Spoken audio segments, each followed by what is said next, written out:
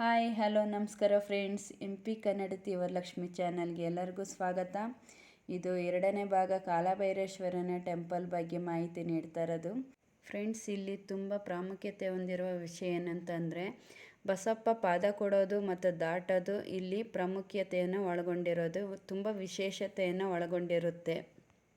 ಹಾಗೆಯೇ ಫ್ರೆಂಡ್ಸ್, ಇಲ್ಲಿ ತುಂಬ ಹರಕೆಗಳನ್ನು ಕಟ್ಟುವುದರ ಮುಖಾಂತರ ಬಸವಣ್ಣನಿಗೆ ತಮ್ಮ ಬೇಡಿಕೆಗಳನ್ನು ಈಡೇರಿಸಿಕೊಳ್ಳುತ್ತಿದ್ದಾರೆ. ಹಾಗೆಯೇ ಈ ಕಾಲಭೈರೇಶ್ವರನ ದೇವಸ್ಥಾನದಲ್ಲಿ ತುಂಬ ಪ್ರಾಮುಖ್ಯತೆ ಹೊಂದಿರೋ ವಿಷಯ ಏನಂತಂದರೆ ಪ್ರತಿ ತಿಂಗಳ ಅಮಾವಾಸ್ಯೆಯಲ್ಲಿ ಕಾಲಭೈರೇಶ್ವರನಿಗೆ ಬೂದುಗುಂಬಳಕಾಯಿ ಪೂಜೆಯನ್ನು ಮಾಡುವುದರ ಮುಖಾಂತರ ತಮ್ಮ ಬೇಡಿಕೆಗಳನ್ನು ಈಡೇರಿಸಿಕೊಳ್ಳುತ್ತಾರೆ.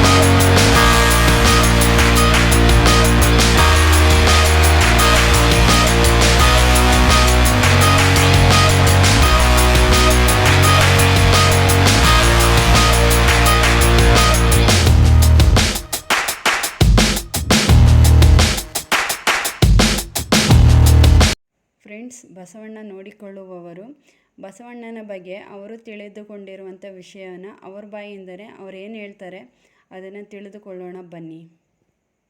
800 ವರ್ಷಗಳ ಇತಿಹಾಸ ಹೊಂದಿರುವ ಈ ಕ್ಷೇತ್ರ ಕಾಲಭೈರೇಶ್ವರ ಕ್ಷೇತ್ರ ಅಂತ ಪ್ರಸಿದ್ಧಿಯಾಗಿದೆ. ಇಲ್ಲಿ ಬಸಪ್ಪನ ಪೂಜೆ ಮಾಡೋದು ಮತ್ತು ಆರಾಧನೆ ಮಾಡೋದು ವಿಶೇಷ ಇದೆ. ದಾಟುವುದು ಪಾದ ಕೊಡುವುದು ಇಲ್ಲಿನ ವಾಡಿಕೆ.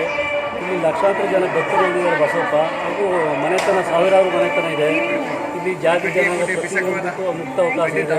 ಪ್ರತಿನಿತ್ಯ ದಾಸೋಹ ನಡೀತಿದೆ. ಹಾಗಾಗಿ ವಾರ ಪ್ರಸಾದ ನಡೀತದೆ. ಹಾಗಾಗಿ ನಿತ್ಯ ವಾರ ಪೂರ್ತಿ ಜನಸಂಖ್ಯೆ ಜಾಸ್ತಿ ಸೇರ್ತಾ ಇರ್ತದೆ. ಇಲ್ಲಿನ ಕ್ಷೇತ್ರ ಅಪಾರ ರಾಜ್ಯ ರಾಷ್ಟ್ರಮಟ್ಟದ ವಿಖ್ಯಾತಿ ಹೊಂದಿದೆ. ಕೇಳಿದ್ರಲ್ಲ ಫ್ರೆಂಡ್ಸ್, ಅವರು ನೀಡಿದ ಮಾಹಿತಿ ಬಗ್ಗೆ. ಅಲ್ಲಿ ಸ್ವಲ್ಪ ಸೌಂಡ್ ಆಗಿರೋದ್ರಿಂದ ಏನು ಕೂಡ ವಿಷಯಗಳನ್ನ ಸ್ವಲ್ಪ ಸ್ಪಷ್ಟವಾಗಿ ಬಂದಿಲ್ಲ.